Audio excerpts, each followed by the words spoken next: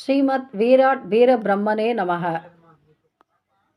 இந்தியாவின் நாஸ்டடாமஸ் என்று புகழப்படும் 16ஆம் நூற்றாண்டிலே வாழ்ந்த மகான் ஸ்ரீமத் போத்தலூரி வீராட் வீரபிரம்மங்கார சுவாமிகள் காலஞானம் எழுதிய குகையை நாம் தரிசித்து கொண்டிருக்கின்றோம்.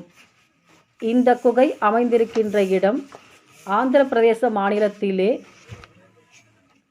ராவலகொண்டா என்ற இடத்திலே அமைந்திருக்கின்றது. இங்கே அவர் சிறுவயது பாலகனாக அச்சம்மா தேவி என்னும் தெய்வீக பெண்மணியினுடைய பசுக்களை மேய்த்து கொண்டிருந்தார். அவற்றை ஓரிடத்தில் கட்டி வைத்துவிட்டு அவர் தினந்தோறும் இந்த குறுகலான மலைப்பாதையிலே அமர்ந்து 14,000 ஓலைச்சுவடிகளில் காலஞானம் என்னும் நூலை எழுதினார்.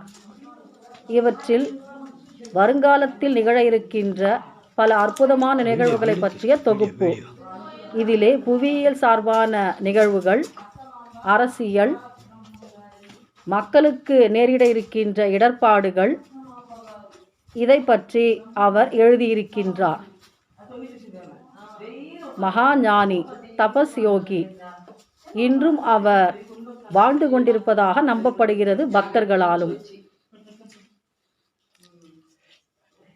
காற்றும் வெளிச்சமும் இல்லாத இந்த குறுகிய மலைப்பாதையில் அமர்ந்து அவர் தினந்தோறும் ஓலைச்சுவடிகளில் தெலுங்கு மொழியிலே எழுதி கொண்டிருந்தார். மிகவும் அற்புதமான காண கிடைக்காத தரிசனம். ராவலகொண்டா மலைக்குகை. போத்தலூரி ஸ்ரீமத் வீராட் வீர பிரம்மங்கனே நமக.